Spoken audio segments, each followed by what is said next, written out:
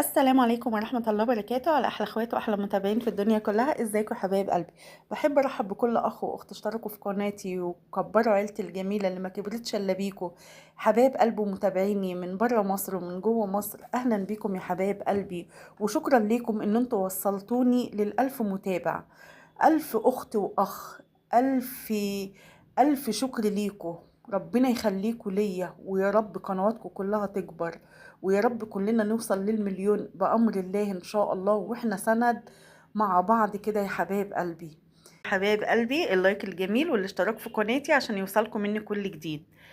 يلا يا حبايبي نصلي على النبي. اللهم صل وسلم وبارك عليك يا حبيبي يا رسول الله. ايه موضوعنا النهارده يا ماما فوفا؟ بصراحة يا حبايب قلبي ما تزعلوش مني، انا نفسيا يعني حاجة وصلت لأبعد الحدود، يعني حاجة ما تجيش في خيالنا خالص. حاجة ما فيش أي حد يتوقعها، إن جدة تقتل أحفادها وتحقنهم بالكلور. طب ليه؟ ايه القصة وايه الحكاية؟ جدة حاولت تقتل أطفال ولادها، رحمة ورحيم، حتى أساميهم جميلة. يعني أنا مش عارفة جالك قلب إزاي؟ يعني ليه؟ يعني يا عيني رحيم بدأت بيه الأول وحقنته وتوفى، وعشانك منهم ساكنين في أراضي زراعية قالوا إن ممكن يكون أي حاجة قرصته، تعبان ولا أي حاجة قرصه. لكن بعد فترة قليلة البنت التانية حصل لها نفس المشكلة، راحوا المستشفى وطبعا التقرير الطبي قال ان الطفلة دي محقونة. وطبعا انتوا عارفين الطب الشرعي بتاعنا، وان هم يا عيني اكتشفوا وفاة رحيم. ليه يا جدة تعملي كده؟ ليه يا تيتا؟ ليه؟ ايه ليه قلبك قاسي ليه كده؟ كل ده عشان عايزة تطلق ابنها، يخليه يطلق مامتهم عشان هي بتغير. طب ليه؟ ابنها قال لها طيب عشان خاطر العيال، انا متعلق بالعيال ومش هينفع، علشان خاطر العيال. راحت بخطة شيطانية، قالت لا طالما هي العيال هي العقبة وهي المشكلة، لا ده انا اخلص لك عليهم بقى. شفتوا يا ولاد الجحود؟ شفتوا الجحود احنا وصلنا لايه؟ ليه؟ يعني ليه كده؟ ليه اطفال في سن البراءة؟ ليه كده؟ ليه؟ يعني انت قلبك ساعتها، يعني انا مش عارفة.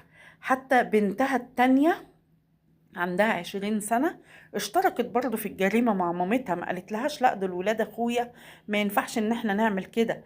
قالت لها لا، بدل مرات اخوكي ما هي قاعدة في البيت وكده، لا احنا نبقى اصحاب البيت، واحنا الحاكمين الامرين الناهيين في البيت، ونعيش في البيت براحتنا.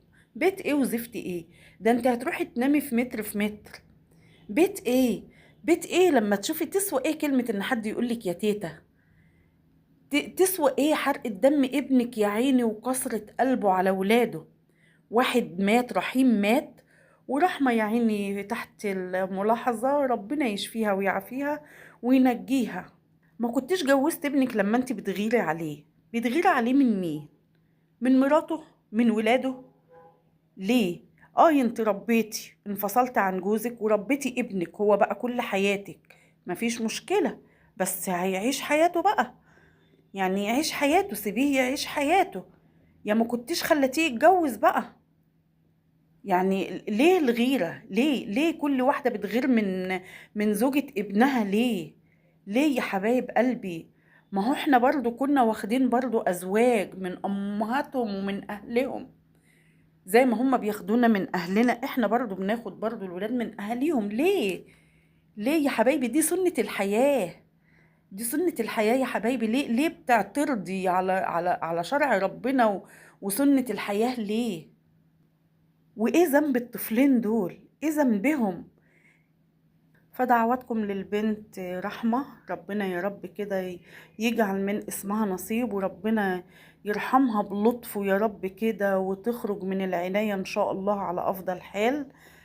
وحسبي الله ونعم الوكيل في الجدة دي، اللي النيابة طبعا قبضت عليها واعترفت وشرحت للجهات المختصة تفصيليا ايه اللي هي عملته وخططت ليه. يا أخي حسبي الله ونعم الوكيل فيكي يا شيخة. ده انت قلبك جاحد، ده انت قلبك ايه؟ حتى عمتهم ما قالتش لا دول ولاد اخويا المفروض ما اعملش فيهم كده. ما بصتيش لابنك شكله هيبقى ايه لما يفقد ولاده؟